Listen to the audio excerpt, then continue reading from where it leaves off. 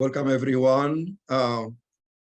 Today or tonight, depending on where you live, we are going to start our first artificial intelligence webinar.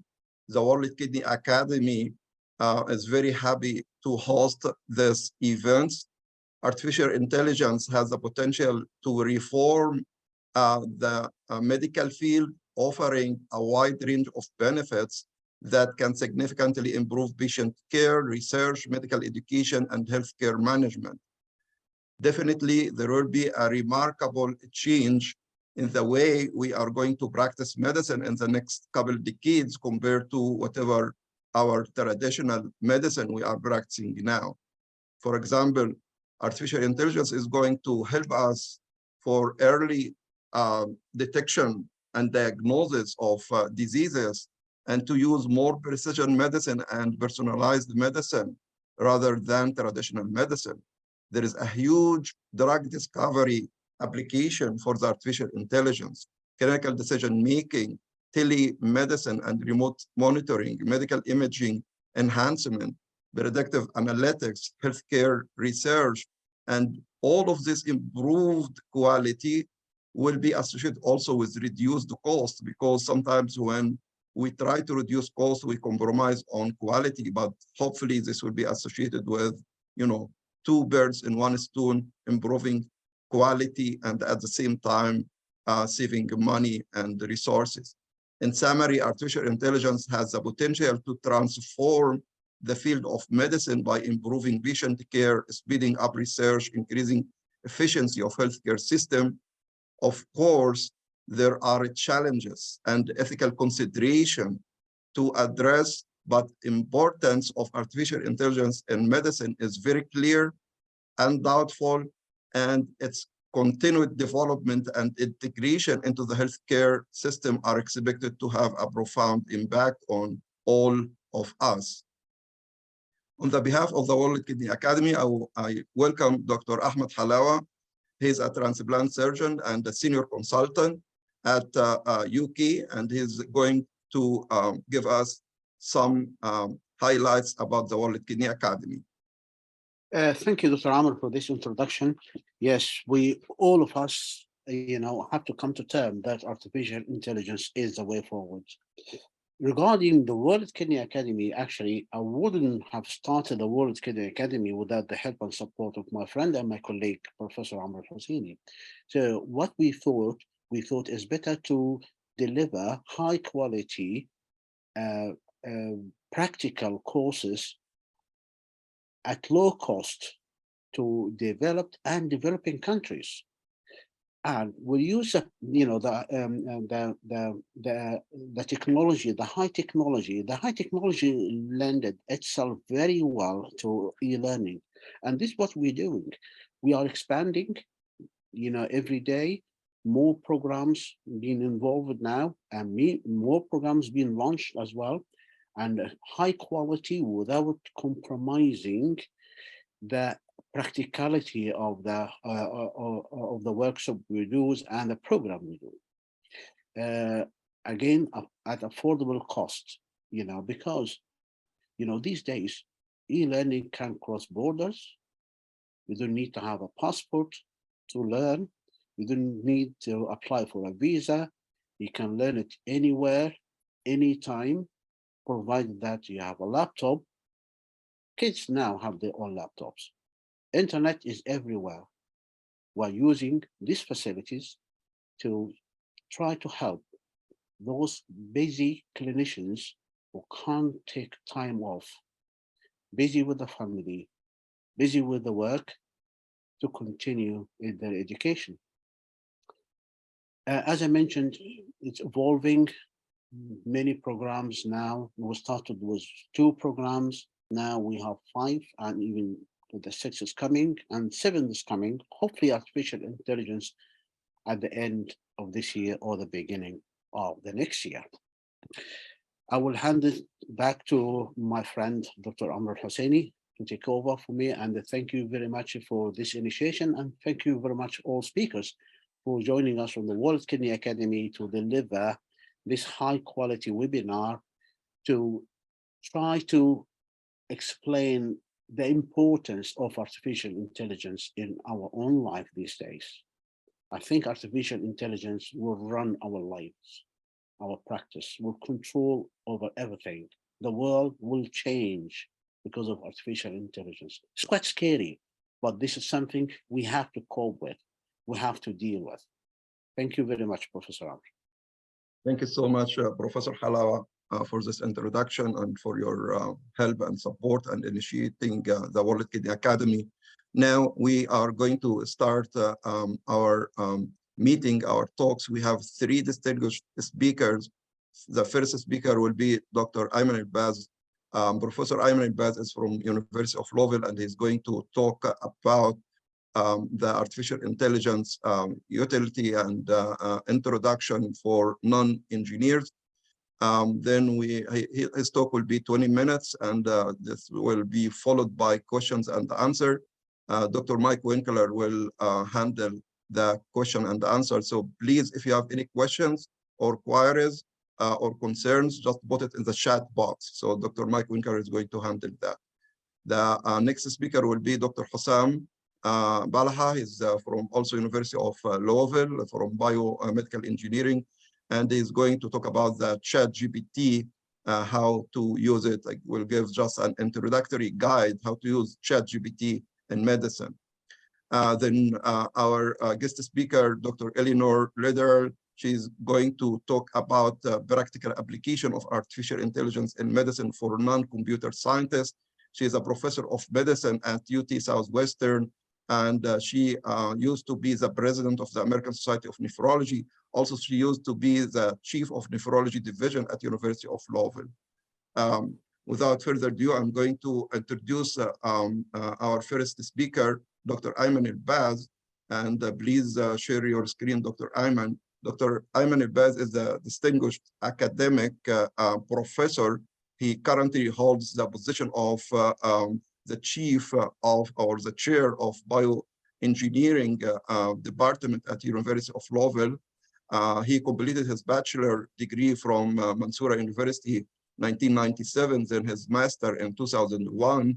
Then most of his career was in University of Louisville when he did his PhD, and he was hired as assistant professor. Now he is a full professor. He further pursued his educational goals and successfully obtained his, associate professor degree and a professorship. In 2020, Dr. El-Baz earned prestigious distinction of being named the National Academy of Inventors. Dr. El-Baz boasts an impressive 23 years of hands-on experience in areas of bioimaging, modeling, big data handling, artificial intelligence, and non-invasive computer-assisted diagnosis system. He has successfully secured 50 grants, total of $29 million from esteemed sponsorship, including the NIH. His scholarly contributions are equally prolific, and he has 50 books and 250 papers in prestigious high impact factor journal. He has more than 300 papers in extremely selective peer-reviewed conferences within his field, 50 patents, and along with a remarkable H index of 70. Additionally, Dr. El-Baz research group has amassed a notable 189 national and international awards and travel scholarship, further underscoring his profound influence on academic community. Please go ahead, Dr. Ayman. Okay, thank you, Dr. Amr, for this introduction, and thanks for giving me the opportunity to share some of our research work that we are doing at University of Louisville, especially in the area of AI. So again, thank you. So today I will not talk in more technical because the title of my talk that I try to make introduction to AI for non-engineer. But here, so nowadays we hear about artificial intelligence, sometimes we hear about machine learning, and also we hear about deep learning. So what is the difference between them? Artificial intelligence is a big umbrella. If And this is our ultimate goal, is to develop some algorithms that can use the knowledge to make a decision. If this is the case, we call this artificial intelligence. Part of it, if this is decision based on a certain pattern in your data, we call it machine learning. So if this is pattern is very complicated and there are a lot of overlap between your labeled data, we use deep learning because it has a good ability to learn complex pattern. So this is the three definition between, because sometimes the people mix between AI, machine learning, and deep learning. Also, if we need to discuss, in the past, we have computers. So what is the difference between computer in the past and nowadays when we use machine learning? In the past, you write the program, you write hard rules. If this is happen, this will be the case. For example, if we have blood pressure above certain number, we say it is high blood pressure. If it is within a range, we can say it is normal. Below this range, we can say low blood pressure. This is called rule-based programming. And this was the traditional technique. But for machine learning, no. You have to put the data, you have to put what is your desired output. Then the algorithm will start to set up the rules. So the rules will set up by the algorithm. You will not set up these rules. And this is like what is called the significant difference in traditional programming and the machine learning programming. So if we talk about, because right now all the effects that we see start from using deep learning and with different technique, CNN, or what we call convolutional neural network, or again, or generative AI, or it's started from traditional neural network. And this was the biological neuron that we started from the dendrites that collect the signal. This is signal collect together. It goes through the axon. Then if this is signal above a certain threshold, it starts to activate and you take an action. We did the same mathematical model like this. We have the input. Each input we multiply by a weight. If this is input is important, we will multiply by large weight. If it is input weak, we multiply by a small weight, and we sum the input. If this is input above certain threshold, we see the function activated. Function activated means you will get an action. This is the main idea between using biology concept and the mathematical concept. Now, this is an image. If you can try to see how we can present this image to the computer. This image is like this. Dark, usually we represent by dark or black by 0. White, we represent by, if we talk about PMB or TIFF format, is 255. In between the grayscale. So this is how you present the image to the computer and how you see it. So the computer just see number. This is not, and when you start to use the machine learning, he try to find a certain pattern in this image. For example, if I need to give an image to a software to tell me which number 1, 2, 3, 4, he will see the pattern of A, which we see 255 goes through 2 diagonal. This is the pattern of 8. Based on this pattern, he can determine this is number 8. The same. So if this is image 28 by 28, this means we have around 784 input. So if you develop a neural network, you will have 78 for input. Each neuron represents a pixel in the image. And you start to learn this pattern, and based on this pattern, we can feed it to the system. Now we hear about CNN and the GAN network or generative AI.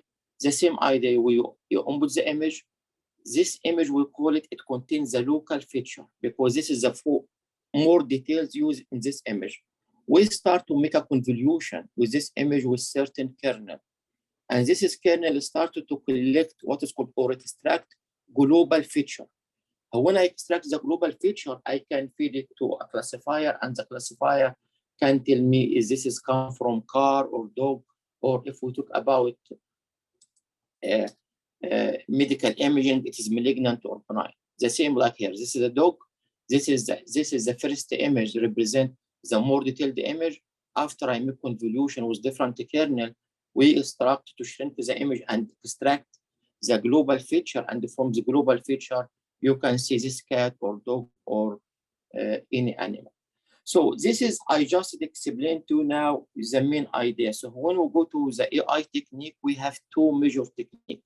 Either to take the image as it is and feed to your network, and this is using CNN or autoencoder or GAN, some of the state-of-the-art artificial intelligence, or extract a certain feature or markers and feed it to a classifier or neural network or any type of machine learning approach. This is the two major technique or the two major schools that we are using in the area of AI.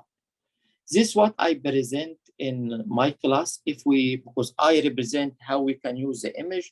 Now, what's about the other technique? The other technique we use extracted feature, and this one framework that I presented in one of my classes that I am teaching at Louisville. So here, if we talk about medical imaging, you have your input, either CT, MRI, 4-dimension imaging. If we talk about retina, we can use OCT or fundus image. Doesn't matter what will be on. Then the second step, if you will follow the second school, you extract feature or markers. And this is feature or marker, usually you discuss first with your medical partner to tell you what marker or feature you're gonna talk about it. Then after you extract this feature, you will feed it to a machine learning classifier to make the decision. Is this malignant, benign? If we talk about retina, it is DR or not DR, or macular degeneration or not macular degeneration. This is what we do. Sometime, if we have the data is noisy and we need some pre-processing or feature extraction, we can include pre-processing step is to remove the noise or to make some type of normalization or some type of motion correction. And this is depend on your problem and your application. Also, since my lab work in AI, usually I like to present this slide. This slide how we get the data. The data when we work for 100%, it comes from the hospital. Sometimes if we are working in some projects that work in clinical trial, like the one we have now for spinal cord, we use universities, or nowadays, in addition to medical data, sometimes we need to include environmental information. So, and we include some demographic information nowadays if we start, and sometimes we talk genome or RNA if we talk about personalized medicine. And this is, since my lab work in big data, this is my definition for big data, because big data, there is no unique definition for it. So this is what I mean when I mention in my lab big data, mean we're gonna work with imaging data or radiology. Also, we can work with, in addition to it, we use clinical data, we can use genome, we can use digital pathology, and we can use environmental. Sometimes I sit in my each panel, the people who work in pathology consider it big data, and it's true because the size of pathology images is huge, and we are working on it. But this is my definition that I follow in my lab. And this is some of the projects that today I present to at the end, an example of the AI. But if someone is interested, you can feel free. We work in brain, heart, lung, prostate, kidney, spinal cord, and if under each one will tell you what current project: breast cancer, liver cancer, and liver transplant, and retina. And final, and this is the most recent. We start to collaborate with dental school in some project related to the dental problems. So first step, and this is what I will share now. Starting from now, I will talk about what is the basic steps that you have to do in order to work in the area of AI in medicine. So usually we are interested in a certain organ, like you segment like heart, blood vessels, kidney, prostate. So this is an example that now this is one of the projects that I am working on it. We need to separate the kidney. So I need to extract the feature from the kidney or the marker from the kidney. So the first step, I need to segment the kidney. Segmentation means I give you the whole image, you need to extract a certain part of it.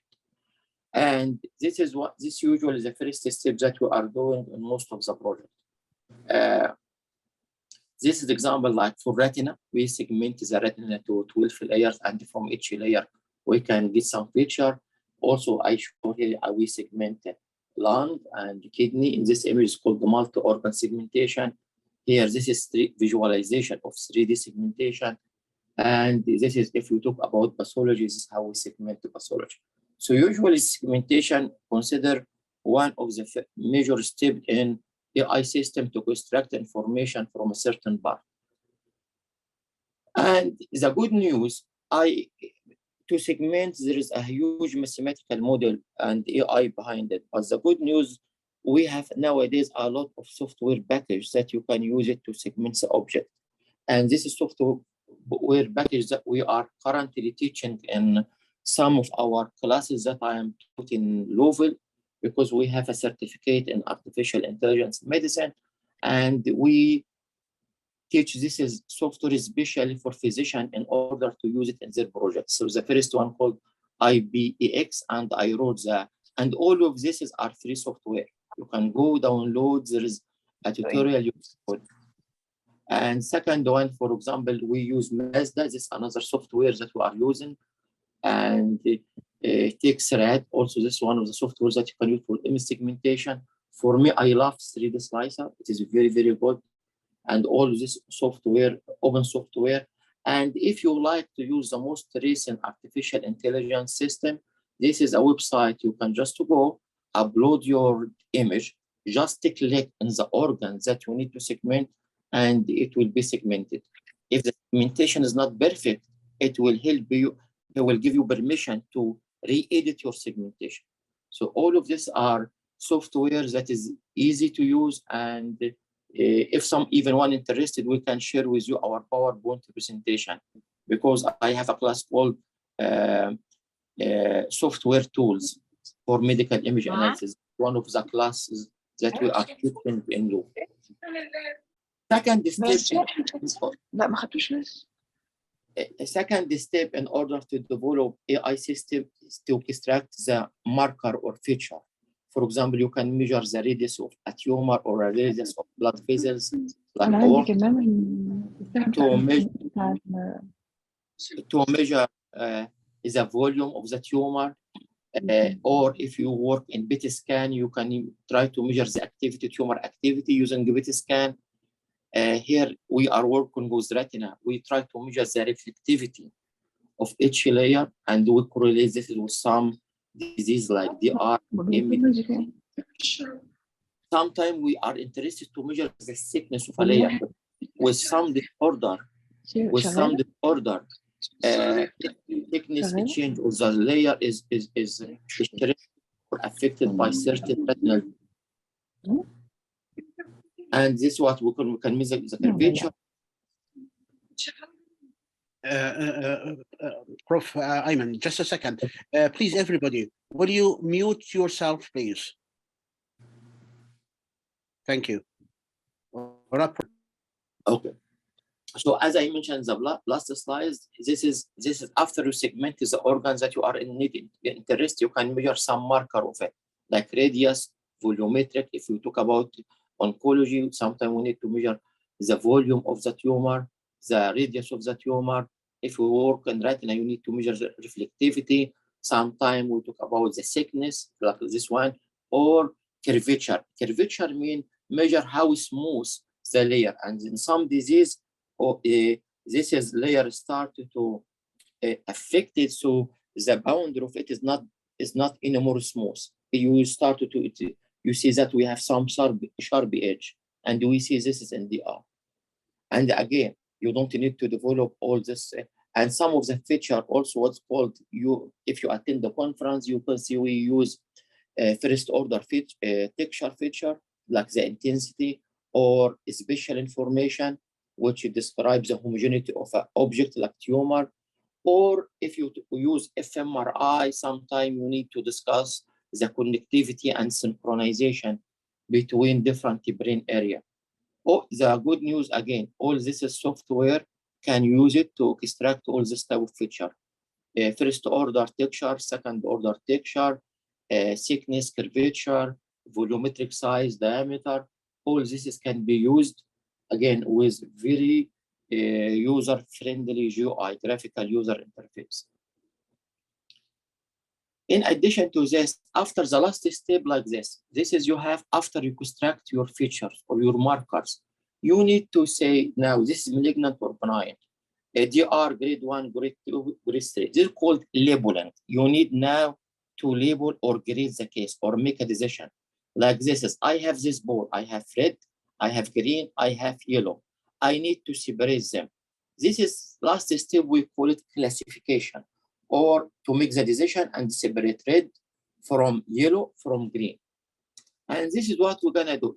In separation like this, we can use neural network. There's many techniques. Random forest, support vector machine, and all this, like this is, all this is a classifier or machine learning classifier are built in various, and this is a MATLAB classifier, or you call it classifier learner. And there is another package, and very easy, and it has graphical user interface. You just load your data, put your marker in Excel file, you upload it, and start to get the final labeling for it. Also, for example, like this is example that you can, this is what I mentioned here using classifier, and there is some another software, many people like to use it called Weka. Weka is also, has a graphical user interface. You just insert your data or upload it in Excel file, and you can make this labeling. So you can use Weka or MATLAB classifier. Both of them are very easy and has friendly graphical user interface, and you can use them to classify your data. This is one technique. If another technique, if you just don't need to extract the features and to do all this step, you can use the image and enter to CNN or GAN network or autoencoder, and it work in the data immediately. So someone tell me which, okay, and again, there is a software here is called, Google did it called Teachable Machine. You can just upload your data and they start work on it. So now I mentioned we have two schools, one to extract the feature and one to give the data direct. Which one you select depend on the problem. If you have اللينك بتاعه قعدت قلت له اشتغل ثانك يو. So if you have to decide if your data is very separable or you see the abnormality very clear in the imaging. ما هو دولي دول. قلت لا لها دولي. تقدري تسالي دكتور احمد فتحي، على الاغلب انا بدرس البرنامج الدولي. Dear all, excuse me, will you mute yourself, please? So what Thank you, Professor Ayman. Go ahead, please.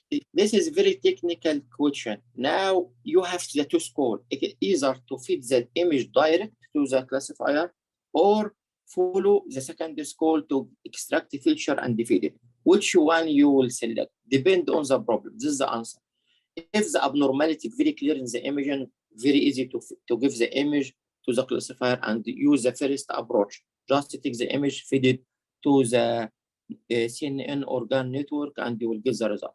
But if it is very hard, if the abnormality is not clear, this means sometimes the CNN or GAN network, it will be very difficult to pay attention to the small difference. So in this case, you have to follow the second school that you extract this feature and give to the classifier to boost the classifier to pay attention to only this difference and forget the other part of the image. Usually this is what, when we start to work in my lab, usually we discuss this with the medical collaborator, and based on the significant differences, the abnormality, we decide which way will develop our artificial intelligence system. Now, this is the tool. So in a very simple way, I represent the tool. Now I give you an example that this is example has been licensed by one of the startup company generated from Google, which we develop an artificial intelligence technology for early detection of acute renal rejection. So this is what we did. For example,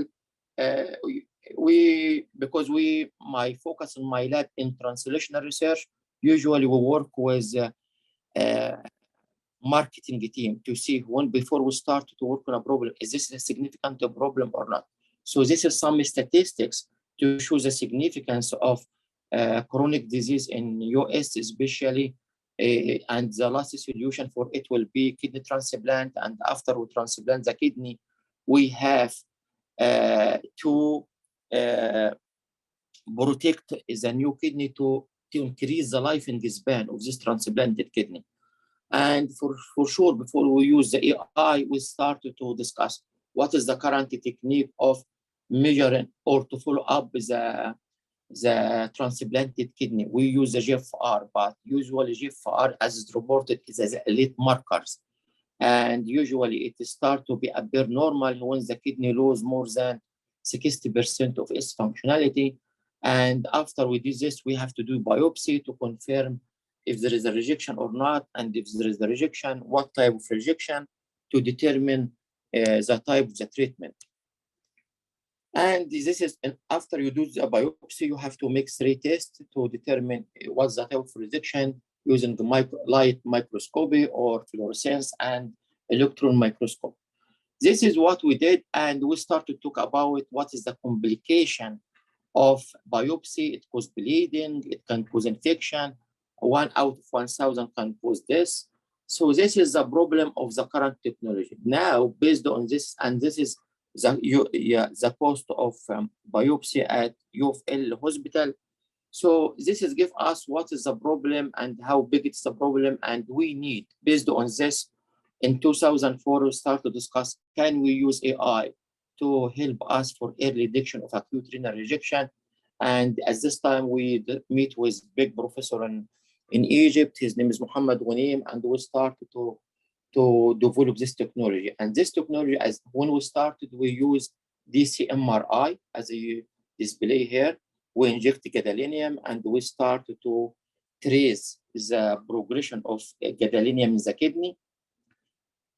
And we work in DC MRI, but when we start to get funding from NIH, they told us DC MRI will not fit all the patients. If the GFR less than 30, you can't use this MRI. This is why we started to say we can use also diffusion weighted MRI, and we started to get the engineering feature of the marker that describes the perfusion and the diffusion in the kidney. And after this, we make classification and present the perfusion and the diffusion in color. If it is orange, yellow, or red, this is means this is normal case, and here this is the functionality of this part is normal. If it is dark or blue, this is mean it is an abnormal range. And we started to, and we got the first fund in this, and this is how we use the AI. The AI started from here. This is the image. Then we segment it. After we segment it, we make some motion correction. Then we construct the perfusion curve. Then we make our diagnosis. In order to this is also our data. We collected this MRI. We collect image every 3 seconds for 3 minutes. And after we did this, the first step is to segment the kidney, as we mentioned. We segment the kidney. After we segment the kidney, we evaluate our segmentation result, and usually we need radiologists to compare the AI result with our segmentation. After we do this, we find that the kidney is moving, and this is movement can cause some noise, and it can affect our feature. So we make what is called motion correction, and this is the motion before the correction and after the correction. Still, we have little bit motion, but it is little bit compared with the original one. After we did this, we generate this is what we did. We say it is better to get the data from kidney cortex So we segment the medulla and we keep the cortex. After this, we measure now the average intensity or average signal in the cortex and plot with point like this. And I connect this point together, I generate the perfusion curve. Now I start to measure what will be my marker.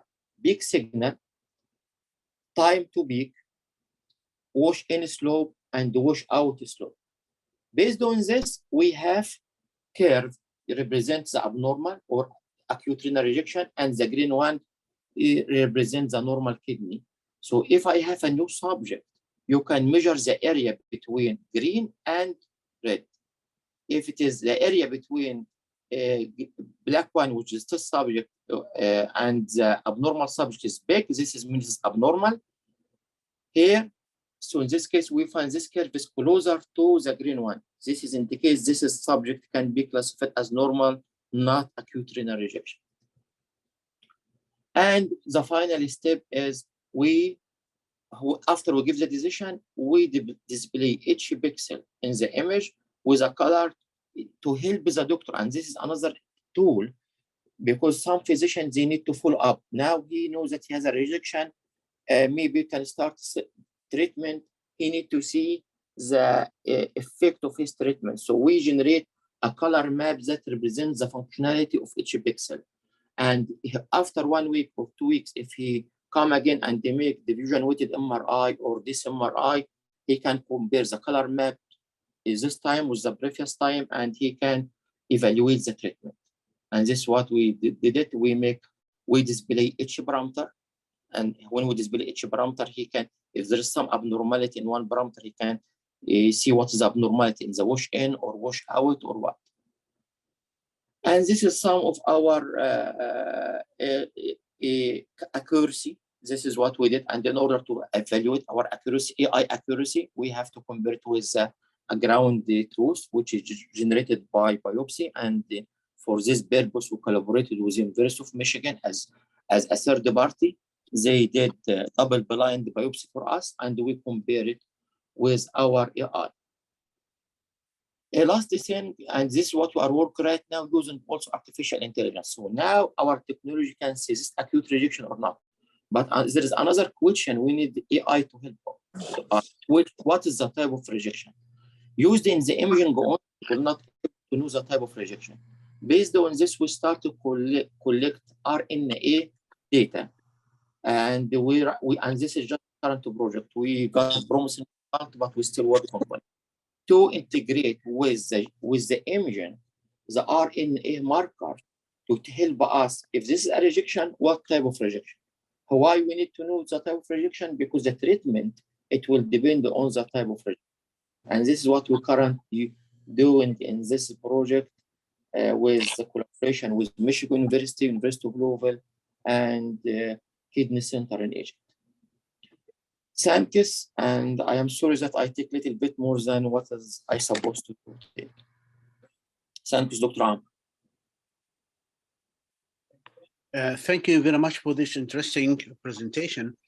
So now we are waiting for questions. Can we see any questions from audience, or is clear?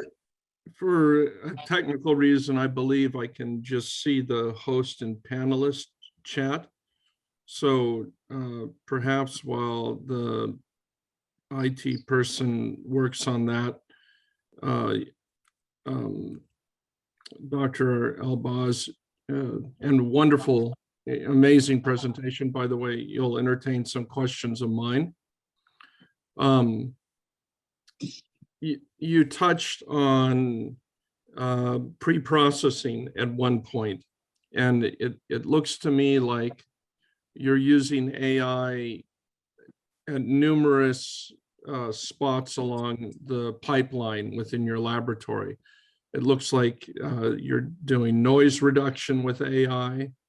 You are doing post-processing motion correction with AI, then feature extraction and analysis of biomarkers with AI, and then integration of imaging biomarkers with laboratory values for diagnosis with AI.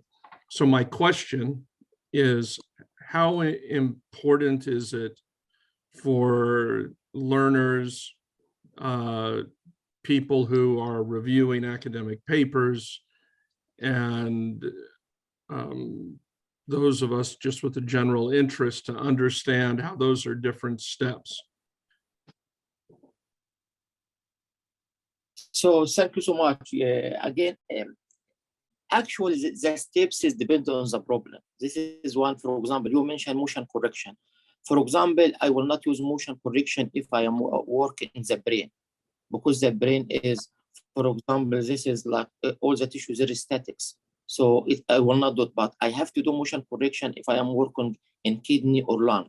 So this is something like by nature. If I'm talking about prostate, I don't need motion correction.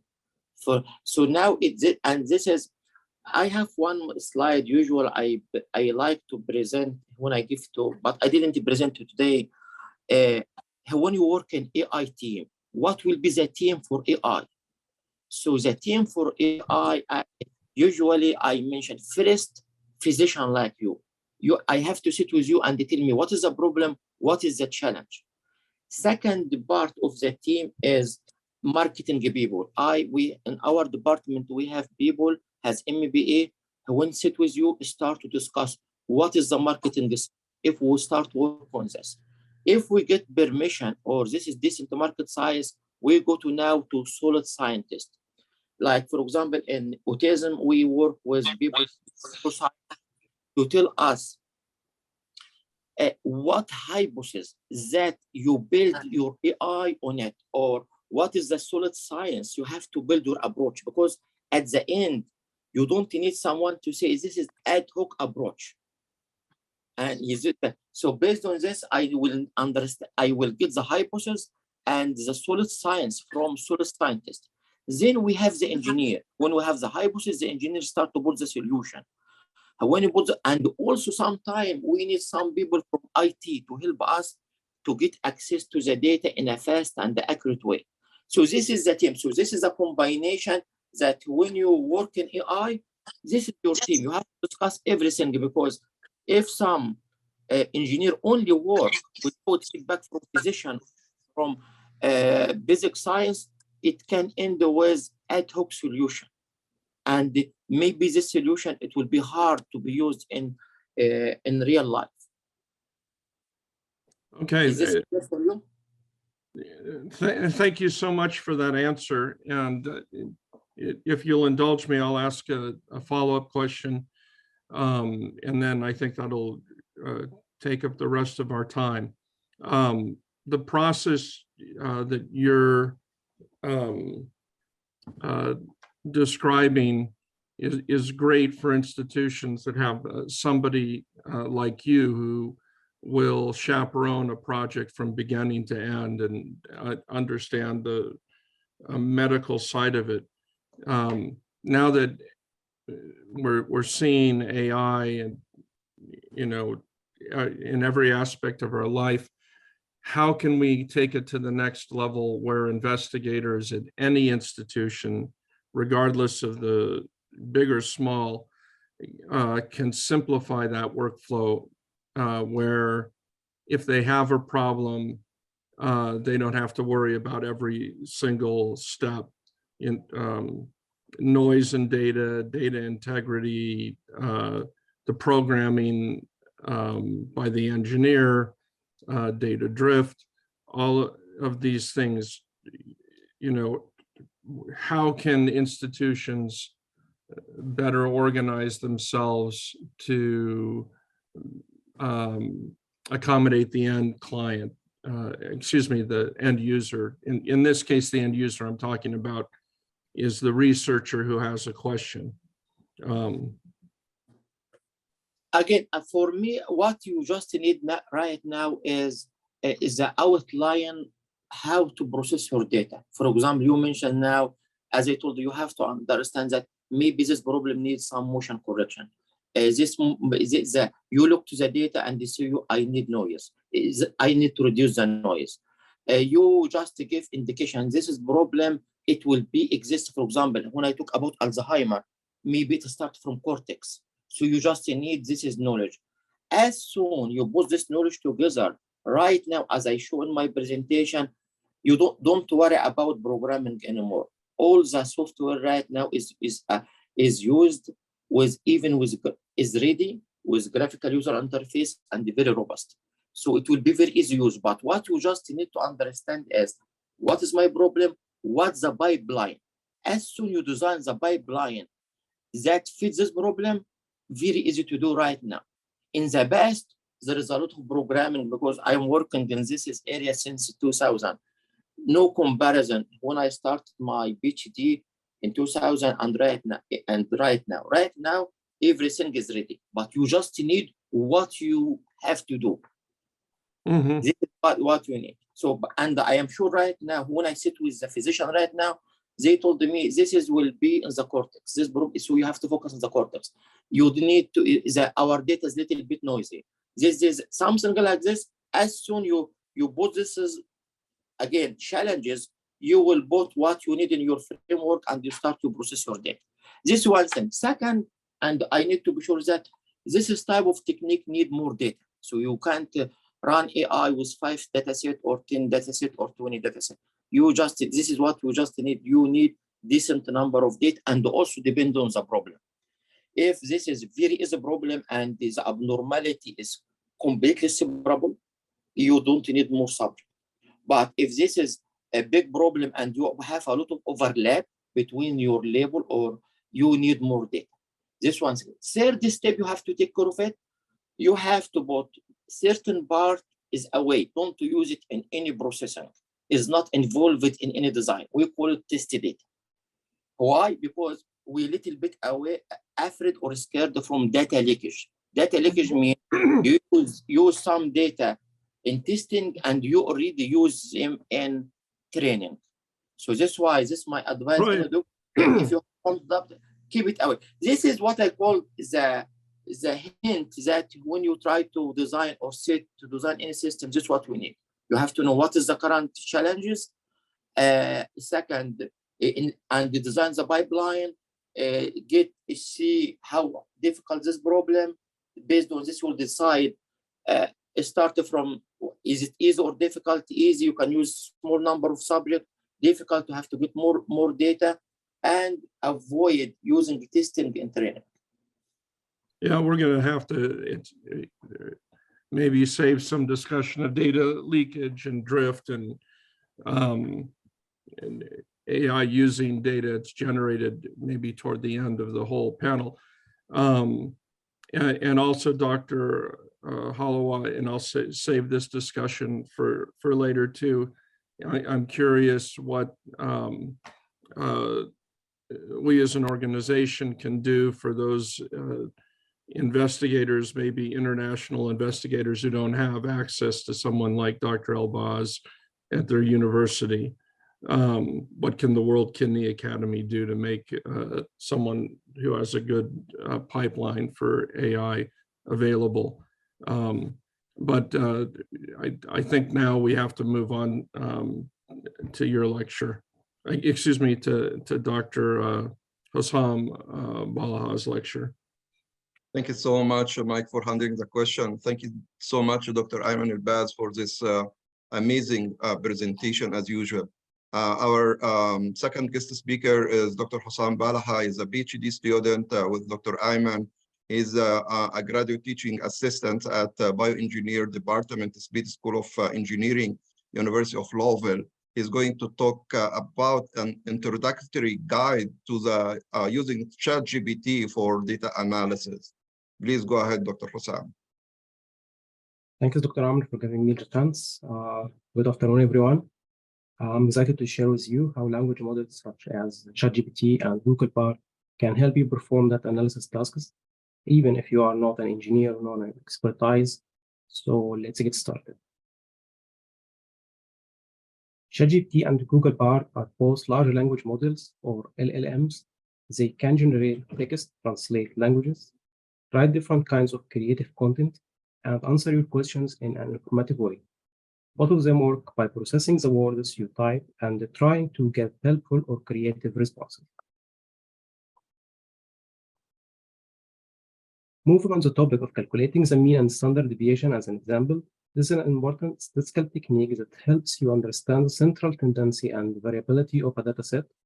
To instruct the model to calculate the mean and the standard deviation, you can simply write the following prompt. Find the mean and standard deviation of the following dataset. However, you can feel free to phrase your query in your own simple words. Let's go through an example to see how it's done using Google Bar.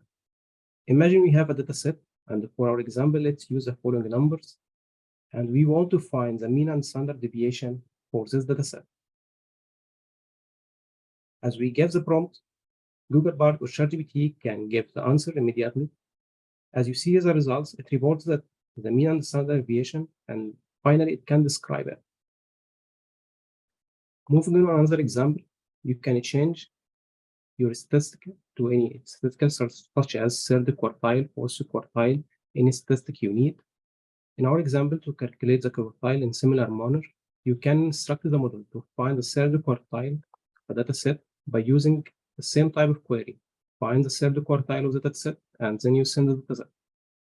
As you see, he responds immediately and gives the response. He says that the third quartile of the following dataset is about 300. Now let's delve into the topic of statistically describing a dataset. Assume we have a dataset and we need to describe it in a statistic matter. You can guide the model by using a query similar to the example provided. Discuss the datasets. The dataset statistically where the first column is the group and the second column is the box value. Then you can enter the command. Paste your dataset directly into the query text area to obtain the results you need. From the given example, there were 3 groups, 1, 2, and 3, and the model responded by conducting separable and separate descriptive statistical analysis for each group. For instance, the model calculated that the mean value or the mean pulse rate for the first group is about 81.8, the standard deviation is about 6.3, and so on. Additionally, the model performed a comparative analysis between these groups and provided insights on the differences. Finally, the model offered recommendations on the subsequent steps or actions to take. Assume we have statistics generated from any applications, such as SPSS or Excel, and require an analysis. You can instruct the model by using the command describe the following statistics, followed by the specific statistics you need to be analyzed. For sure, the model provided a comprehensive analysis of the results and conducted and concluded with a summary. For example, it reported that the p-value for the given statistics, it's about 0.018, which is lower than the significance level, which is 0.05, indicating a basis for rejecting the null hypothesis.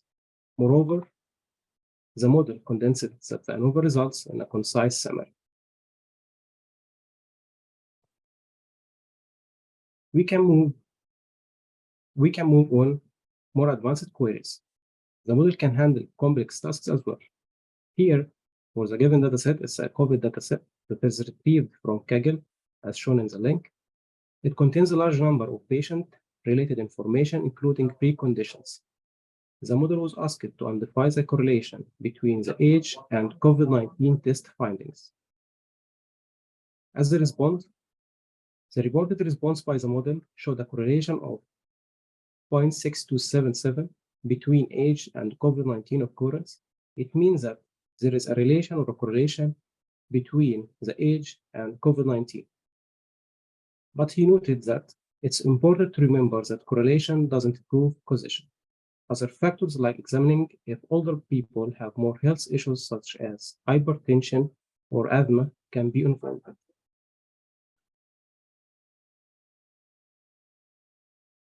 In another example, we used the heart failure prediction dataset that's retrieved also from Kaggle. Here, the model was asked to determine if there is a significant association between smoking status and the occurrence of death events by performing a chi-square test. The provided response by the model contains an explanation of the chi-square test of independence and its application to determine if there is a significant association between smoking status and occurrence of these events.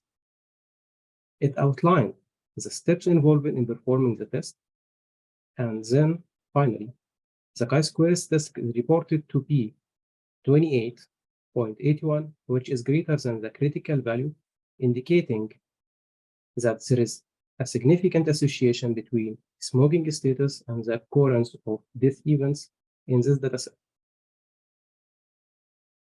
One more final example, the breast cancer dataset that is retrieved also from Kaggle contains patients records of about 700 patients. Here the model was asked to perform a two-way ANOVA test to explore the effects of two categorical variables, which are grade and hormone, on the continuous variable size. In this case, the model began also by describing the steps to calculate two-way ANOVA. After that, it reported the results. It claimed that there is a statistically significant difference in the mean size of tumors across different levels of grade and hormone. From these examples, we can conclude that language models such as Google Bard, ChatGPT, and many more can handle complex tasks such as data analysis using just simple words. You just write what you need. I need chi-square, I need two-way ANOVA, I need mean, standard deviation, or any analysis, and you paste the data set you need, and the model immediately process it and give you the results. Thanks for your time. Hussam, thank you so much for walking us through those examples of how a natural language program can help an investigator. You know, a couple folks have written in to ask about access to AI services. You know, I had mentioned earlier that there's a real need for that. Most people don't have access to a lab at University of Louisville, you know, can't pay for it, etc. So that, you know, that's a question for organizations such as ours to, you know, have somebody who volunteers to do that or have somebody on staff. I also noticed that you are using Kaggle.com, which is a very interesting solution. I know a little bit about it and how it empowers people to reach out to AI scientists to help them, and also empowers AI scientists to show their skills to get hired places. But perhaps you could share a little bit about it, because it might be a solution for international scientists who have a need. Yeah. So talking about first Kaggle. Kaggle is a free platform that you can register and sign in. You can obtain different datasets for free. There is no payment unless you can pay if you need more GPU, because recently Kaggle offered a GPU to process data and coding on it. But if you are using the free platform, that is free, notebooks and sample codes are free. So there is no restriction on the institution or anyone from the home can use it. Moving to the Bard or ChatGPT, also ChatGPT and Google Bard offer a free tier. If you need to increase the model or enhance the output results, you can subscribe and buy from ChatGPT. However, until now, Google Bard is totally free for anyone to use. I hope I could answer your question. Thank you so much, Hussam. For the sake of the time, because Dr. Eleanor needs to start her presentation because she has some commitment. Thank you so much, Hussam, for presentation. Thanks, Mike, for handling the question again. Hussam, would you be minded to stop sharing so Dr. Eleanor can share her screen, please? And let me introduce Dr. Eleanor Lederer. She is a professor of nephrology at University of UT Southwestern in Dallas, Texas. She finished her medical degree at Baylor College of Medicine, one of the Ivy Leagues, I think. And she has a very strong commitment to the service at local and national level. She served at the chief of Division of Nephrology and Hypertension for, I think, about 9 or 10 years. She used to be also the fellowship program director, in addition to her service as interim chair of Department of Medicine at the University of Louisville. She used to be the president of the American Society of Nephrology. Her contribution to the scientific community, to the research is huge. And now her research is focusing on cardiovascular calcification and utilizing the artificial intelligence to detect and predict the progression of cardiovascular complication in our chronic kidney disease patients. And these cardiovascular complications and the calcification are a leading cause of death, of course, as you know, in patients with chronic kidney disease. Without further ado, please go ahead, Dr. Eleanor, and start your presentation.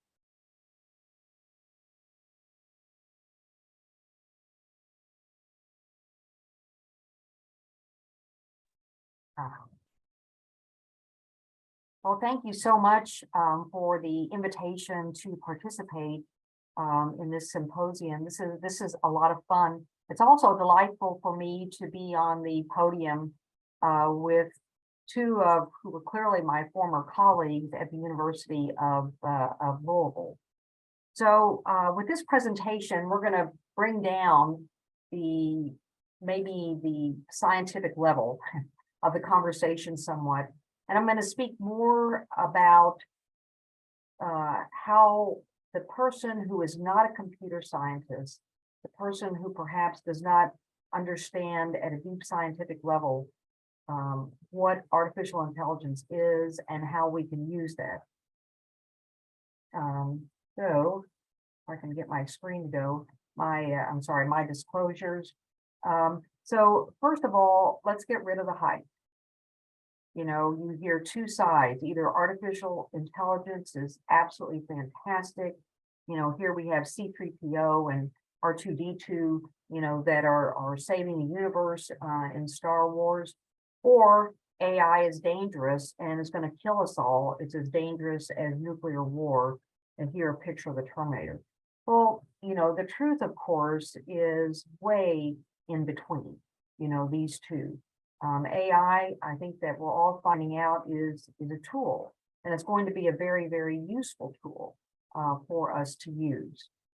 So, you know, what is AI? Very simply, this was outlined and defined, of course, in our first lecture, but it's basically, it's sets of computational tools that are derived from empiric data that allow problem solving that is commonly done by human beings. You know, so in other words, you can have a computer, a machine, a robot who now does things that human beings generally would do. And what can AI offer? Well, certainly rapid analysis of large and complex data sets. The two prior lectures, I think, went through this very, very well. Can also develop diagnostic and therapeutic algorithms, identified previously overlooked patterns in this huge amount of data, and is also excellent for hypothesis generation when it comes to disease processes. What can AI not do? AI cannot really develop a new diagnosis or an idea, but it can contribute to the development of testable hypotheses, you know, to where you would be able to develop a new diagnosis, a new idea. AI cannot know something that is not known. Again, AI can find a pattern that may not have been apparent to the human brain. And it actually, you know, the strength of AI is that in looking at these large data sets and in analyzing the way that artificial intelligence can, as opposed to, say, regular statistics, it can actually learn how to change an approach or a pattern of thinking. And I think that we are finding out that that artificial intelligence, may actually end up teaching people how to think differently. Now, AI also cannot fully interact directly with a human being. Yes, all of us have had involvement with chatbots, with virtual assistants. We know that there is in development many other robotics that can interface, with human beings very effectively. But AI applications at this point, cannot really grasp nuances of human responses such as body language. These are not accessible to them. But what are some examples of artificial intelligence in our real life right now? Autocorrect, chatbots, useful for maps and navigation, facial recognition, for those of you who have, facial recognition for your phone or whatever, and also for search algorithms. So, autocorrect, sometimes it's great, sometimes it's not. What about examples of AI in medicine that are in use right now? EKG interpretation, atrial fibrillation detection on Apple Watches, robotic assisted surgery, detection of diabetic retinopathy, breast imaging, cervical cancer screening. AI is now also being used in some places for physician training as well.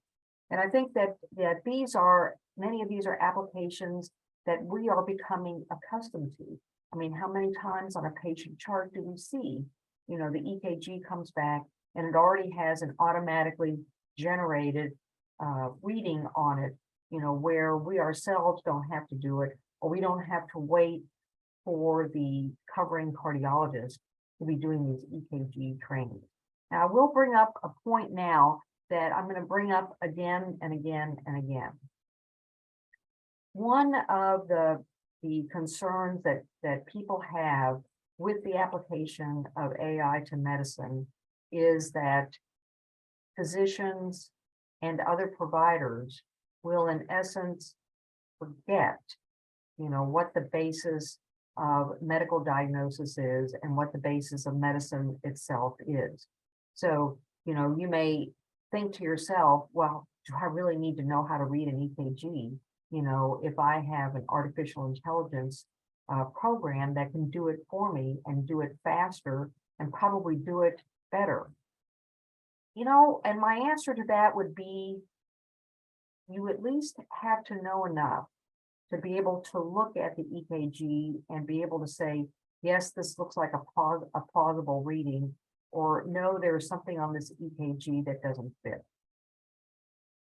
Now, there are many, many different branches of artificial intelligence, and no, I'm not going to go through every single one of them. In particular, what I would like to focus on, though, are the two machine learning and in particularly natural language processing, which was discussed at some length as it applies to statistics and statistical analysis in our last lecture that we had. Okay, so what is natural language processing? This is a technique by which a machine can communicate using human language. This is obviously a very simplified definition, but I think one that conveys, the essence of what natural language processing is. So the machine will learn human language by analysis of word sequences from millions and millions of inputs. Again, I think this is an important concept for the non-computer scientist, for the physician out there, for the other healthcare providers out there to understand. The machine may be generating language, it may be talking to you, but machine doesn't really know what it is saying. It has learned that this series of words goes together from having looked at again, millions of sequences of words. So what are some examples that we see of natural language processing? Translation, speech recognition, filtering text for specific purposes. For example, intelligence agencies, may be running, have their artificial intelligence, natural language processing programs, going through all kinds of text to look for language that would alert them to issues.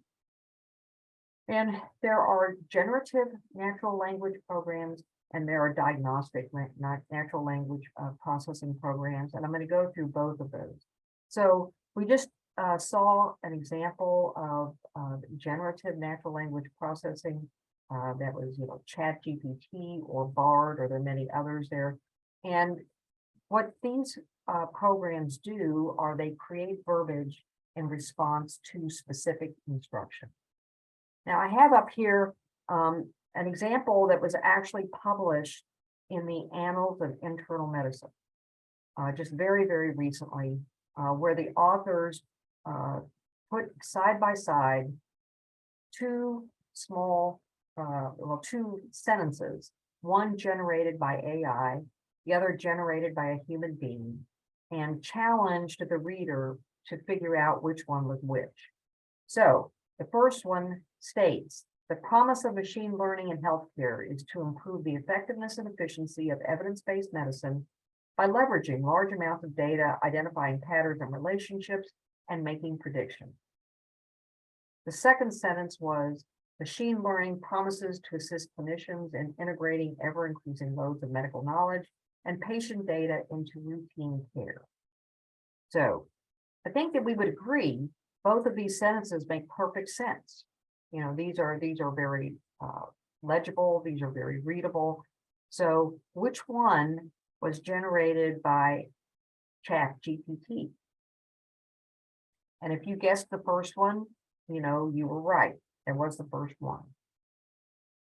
Okay, so how can you use generative natural language processing?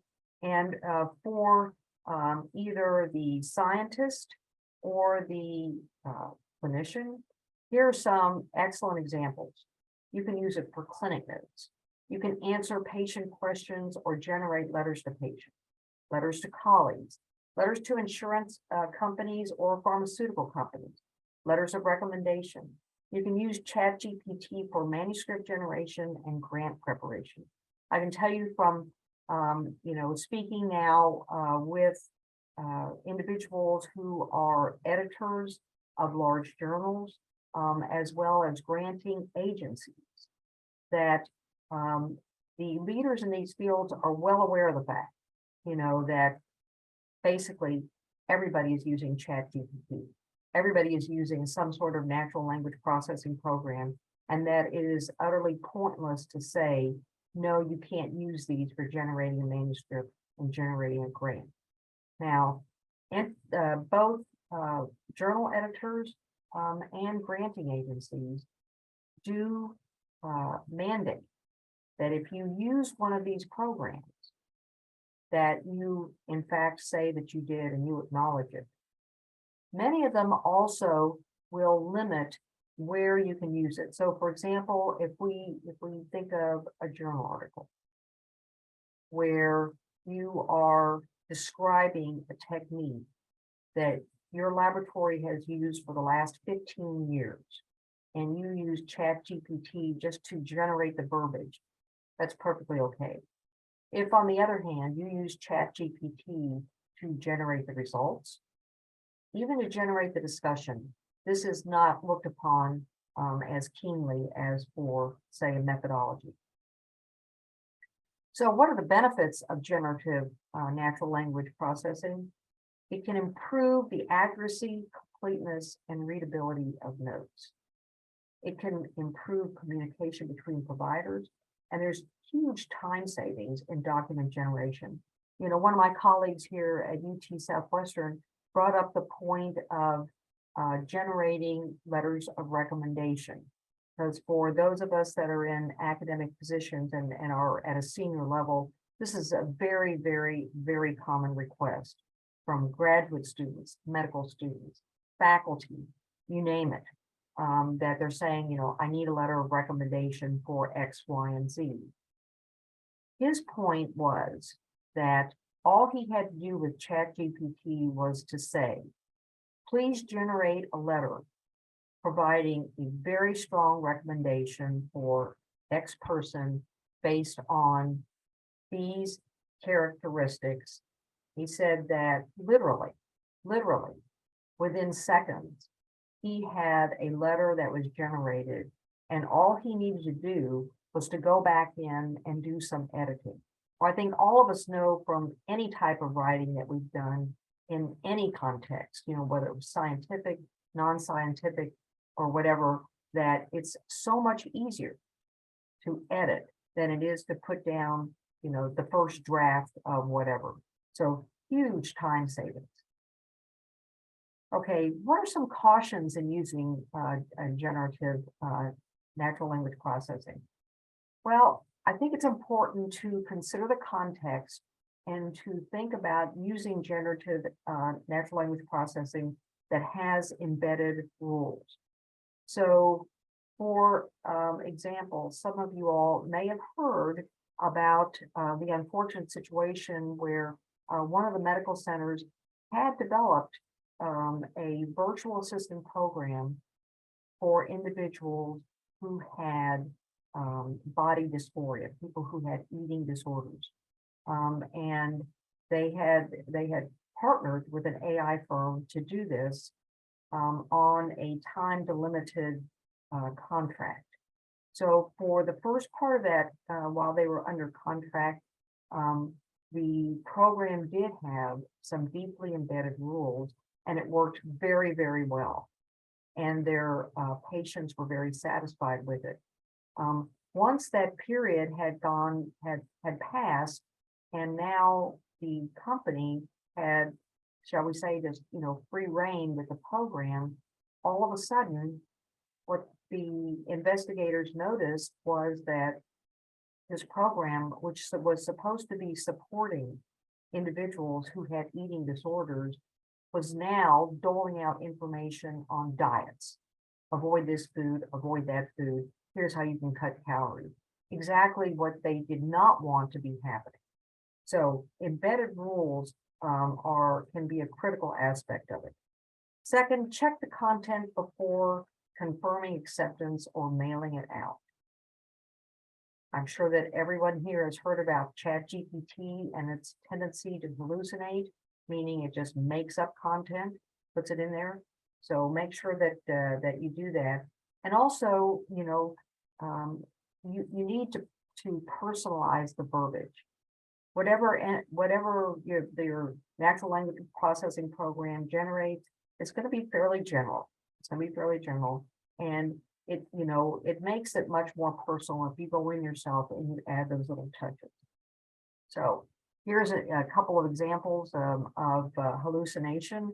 You know, this is ChatGPT developed this verbiage with describing the first mention of artificial intelligence, and individuals that actually knew the story of artificial intelligence went back in and made the corrections to it. So you can see that they were extensive. And let us not forget the story of that unfortunate lawyer who presented his case based on a whole slew of precedents that had been, in essence, made up entirely. The case, the files, the whole works have been made up by ChatGPT. So you have to be careful with generative ChatGPT. All right, so let's give a couple of GPT examples. All right, here's one where the generated verbiage is insensitive. Okay, so you have a clinical situation where patients missed repeated appointments but continues to want refills on their medication. And you instruct ChatGPT, please notify Mr. Adam that you missed his last appointment. It needs to come in for evaluation so we can continue his meds. And ChatGPT response, his initial response letter to the patient was, Mr. Adam, you missed your last appointment. Come in for an evaluation. Otherwise, we will cancel your prescriptions. Well, that's not exactly what you want to say to your patient. So you're going to then edit that to make it You're going to soften the message somewhat, encourage them to come in without making it sound like a threat. Another example is a frank hallucination. Okay, so you have a patient with osteoporosis that has been on therapy. Last bone mineral density showed that it was declining even with current medication. So you instruct ChatGPT, please review my last note and request pre-authorization for Forteo to treat osteoporosis. And the ChatGPT response was to say, dear insurance person, Ms. Eve continues to suffer severe bone pain and recurrent fractures due to her osteoporosis. Please approve Forteo. When in fact, there was nothing in the chart about fractures or bone pain. So you need to edit it to make sure that it is actually accurate. Now, one of the good things though about ChatGPT, and if you continue to use it, is that it will learn your style. And if you have the rules embedded in it, you know, then you will be able to use it again and again with fewer and fewer issues. But at this point, I don't think I would ever send out a ChatGPT document without checking its veracity and its verbiage. Okay, then there's also diagnostic NLP, which is, for example, ClinFin and Spark, are a couple of the tools. These actually can go into your electronic medical record and extract phenotypes from patient charts.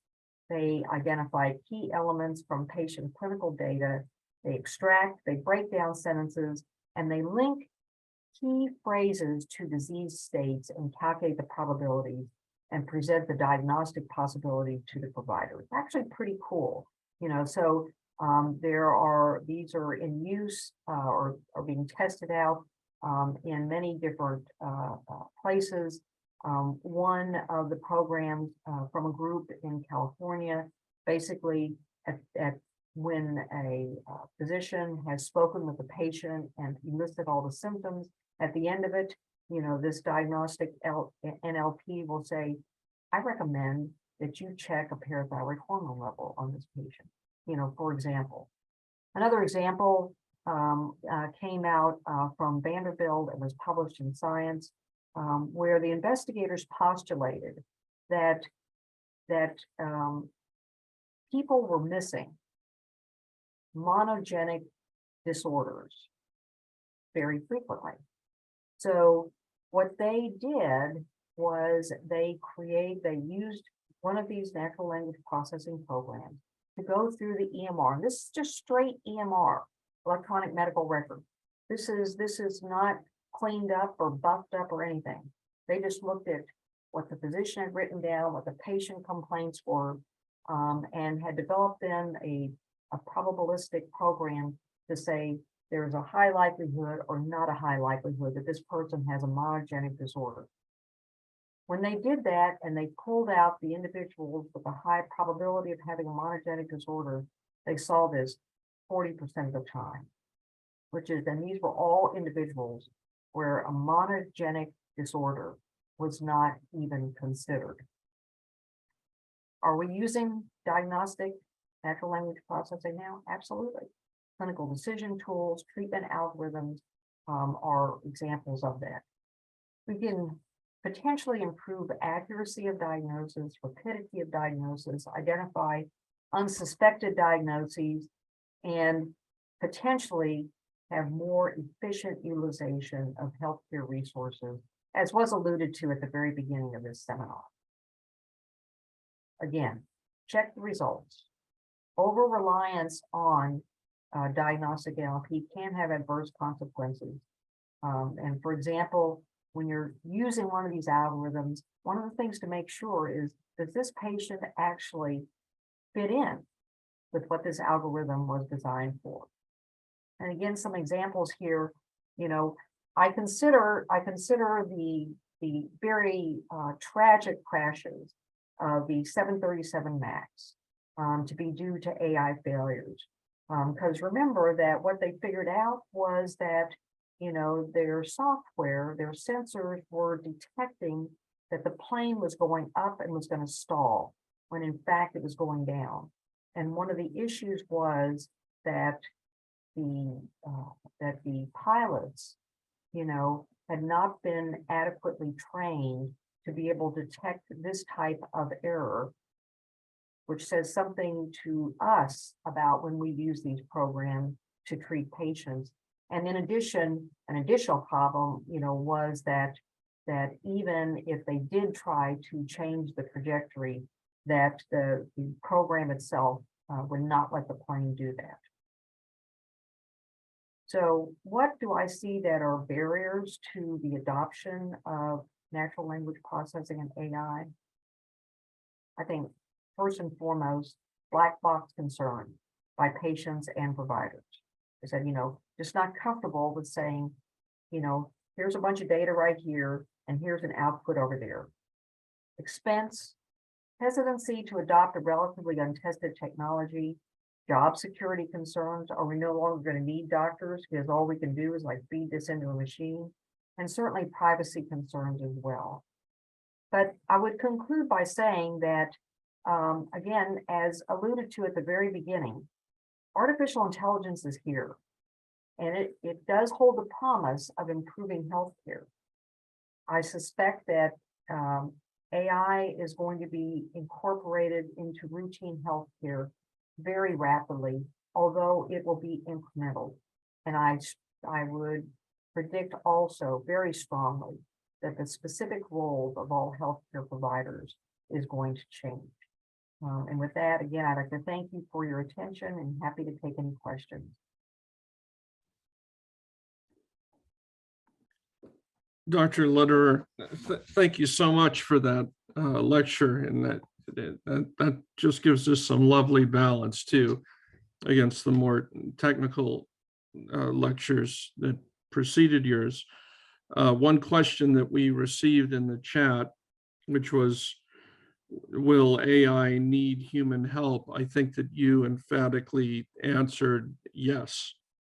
Oh, AI absolutely needs supervision. I'd like to follow that up with a question of my own, which is that there are going to be, there are instances where a human can't see that the AI is malfunctioning. And I'm thinking particularly of biases due to AI being applied to different groups, or simply AI coming up with biases that are innate in noise in the data. We've all heard about racial biases with AI. So if you could speak to all of us just pragmatically about the steps that, as we adopt, we incorporate diagnostic and therapy guiding AI into our practices, what do we do to make sure that we, to the best of our ability, know how to guide the AI to avoid these things, or even to identify when AI has a bias. So recognizing the limitations of medical therapies and medical interventions is the recurring story of medicine. Just about, any type of diagnostic tool, any type of therapy that has ever been introduced into the medical field, particularly if it has a very strong message to begin with and a very strong signal, all of a sudden it's adopted by everybody and it's applied to everybody. And then the cracks start to show. And it's like, oh, we didn't realize that this group it doesn't work with, that group it doesn't work with, this works in men, and gosh, we should have realized that because this was a study that was done at the VA hospital in the United States, and that was 95% men, but nobody really studied women. So just like any other tool that we have, and again, AI is a tool, it's not an entity to itself, it is a tool. Any tool that we have, the post-marketing surveillance of that tool has to be critically followed and very critically analyzed to ensure that issues like the bias that you're describing do not become so entrenched that we can't change. Because as you well know, I mean, there have been many, many practices that were based on studies that were generalized more than they should have been, that are then very hard to retract. You can't get people to quit doing them. Antibiotics, for runny noses being one of them, for example. So yes, it's a very good question. Thank you. Yeah, it's certainly important to remember that it's not going to be a silver bullet, and that's a wonderful reminder. Also, I want to comment. Can I comment for this? The previous one. Also, we have to teach the people who work in AI ethics in AI, because this is very important. You talk about the bias, but the first one who will know the bias is the one who develops the approach. So this is why we need the people who work on it. They have to have the ethics to be that all this is issue in terms of biasing. At least if they are aware of it, they have to take it into account. This is why in the first lecture in my classes, we teach what is the ethics of AI. Very interesting.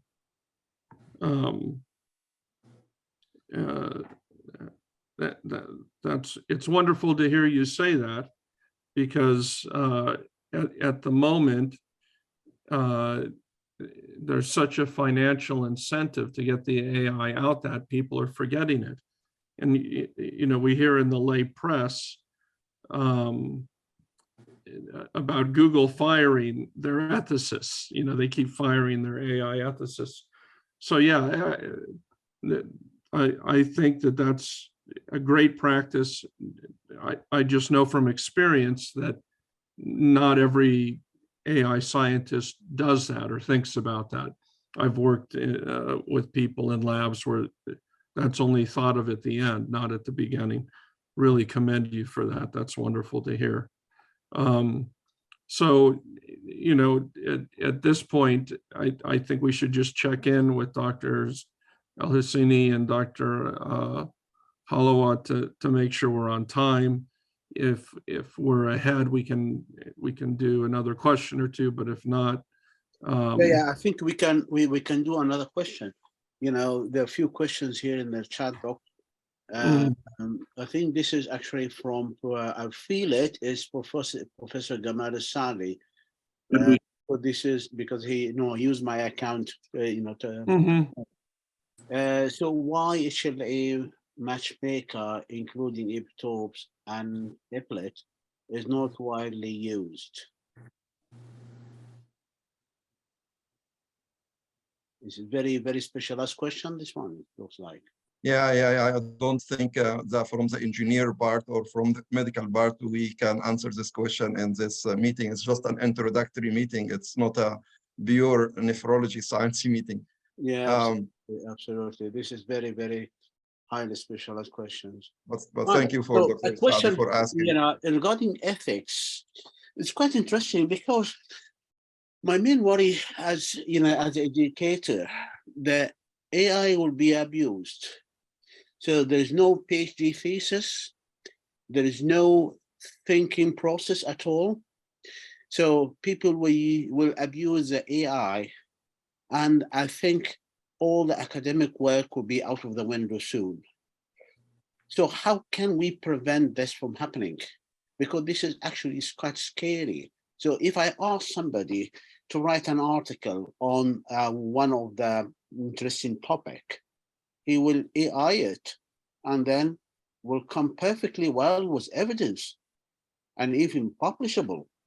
So any control over this?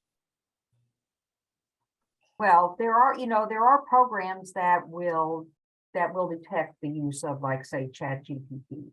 But I think the question goes further. As you know, they have subjected some of these programs to medical examinations. The board exam, and they've passed. you know, so, you know, what that, you know, I think so that fundamentally then begs the question on the exams that we're giving people to see if these guys are going to be good doctors. Are we actually asking the correct questions? I mean, if this is a question, you know, that a machine can answer, you know, should we be looking at a different way of actually assessing if our doctors are good doctors? The practice of medicine and our knowledge of physiology and pathophysiology is not so complete that there is no room for judgment or doubt. I mean, there are, you know, many of the areas where you hear about, you know, things being fairly absolute with AI, you know, these are fields where it's like everything is known. And there's like one answer that it can be. This is almost never the case in medicine. And like I said, it's simply because we don't understand the human body well enough to say that there is an answer. There is only one answer and one way to do this. I think that, yeah, but I think the way that we assess physicians is going to change. I think the way that we assess investigators is going to change. That, you know, how exactly it's going to happen, I don't know. But that's my take on it. Very good, very good. Thank you Also, so I much, wanna Dr. Eleanor. I wanna add something because I was sitting in some federal panels. There is a push right now for AI to be what is called explainable AI, and explainable AI. They try to boost in the decision that when you make a diagnosis, you need to mimic what the doctor doing. Yeah, This is very in interesting. in this case, if I give you a software, and this software tells you, for example, and this is what I have. This is for my technology for autism. We right now working with FDA. So what we need when I see autism, I have to show why, and I have to show the abnormality, and the abnormality must fit what you already studied. For example, if say this one has problem in memory, he will see in the brain, yes, the software detects there is abnormal in memory. In this case, is a decision is fit what you see in terms of anatomy and physiology. We did this is for 2 diseases, and they are pushing right now. Don't use AI as a black box. I tell you, this no. If it is, and this is pushing right now for explainable AI, and now we just submitted articles for diagnosis AMD disease based on explainable what is called radiomics that is identified by retina expert. In this case, you will feel comfortable when you follow the decision of AI. Yeah, the AI has to give us the questions, not just the answers. Yes. It's the summary for that. That's really, this is just such an exciting area. I'm so glad you brought it up. Dr. Halawa, I wanted to follow up on your concerns. I have the same, concerns, and I think AI feeds into all the bad trends that we have in academic medicine, all the bad incentives that we have. So, AI allows you to write more papers. So we have to stop thinking about the number of papers that are written and the quality. We need, when we are on promotion committees, we need to really start reading the papers and not worrying about the number or even the impact factor. We have to go and say, is this, beautifully, elegant, well-crafted work, to go that extra mile. And, our reliance, I've often complained as a reviewer to editors that other reviewers will reject things. They'll say English language, issue needs English language editing, etc. we have to stop doing that from as editors and reviewers. We need to change our practice where we really help new investigators, particularly if they're publishing in a language that's not their own, so that they don't have to resort to using something like chat GPT that might reduce the quality. There are ways that I think we need to adjust how we do things in academics, and it's going to take a real concerted effort, because it's not going to change on its own. It goes back to ethics. You know, it goes back to what Eamon is saying. By the way, Eleanor, I want to let you know that there is a new doctor at UT Southwest, not new to radiology, but his name is Eamon Gabala. He trained at University of Cairo. That should be your go-to radiologist. He is Okay. so good. You got to look for him. Okay. Yeah. Fine. Thank you so much, Mike. And thank you, Dr. Eleanor, Dr. Ayman, Hussam. I think if Dr. Halawa agreed, I think we need more webinars. We didn't talk really about a lot of details, use of AI and education. That's, you know, completely different, interesting topic, use of AI in research, writing articles, you know, writing introduction, discussion sections, you know, organizing the tables and making figures. Analyzing the data as well. Yeah. Yeah, they can do everything. So in the future, I think we need, and the major part we didn't talk about is challenges and you know, ethical issues that Dr. Ayman was mentioning. It needs also a special webinar, because there is pros and cons, and no gain without pain, I think. So we need to focus on the pain and how to prevent in the future these challenges and the problems. So I really appreciate, because we are running out of time. I know Dr. Eleanor need to leave, and some also of the speakers. And I really thank the participants for their contribution. I really thank everybody time and efforts today. A very successful meeting, and hopefully we can have more and more of those. Thank you so much, and we'll see you back. Please feel free to send us your feedback about the webinar. We are going to post it in the YouTube and social media forums. So please let us know if you have any feedback or ideas for our incoming webinars. Thank you very much, all colleagues, for joining this webinar. And thank you, Professor Amr, and the elegant speakers. To be honest, you know, I was confused about AI, but after this webinar, I'm more confused because it's quite challenging. I couldn't believe how massive it is. Oh, so thank you very much. I think looking forward for future webinars to highlight all the challenges with AI. Thank you. Take care, everyone. Bye. Bye.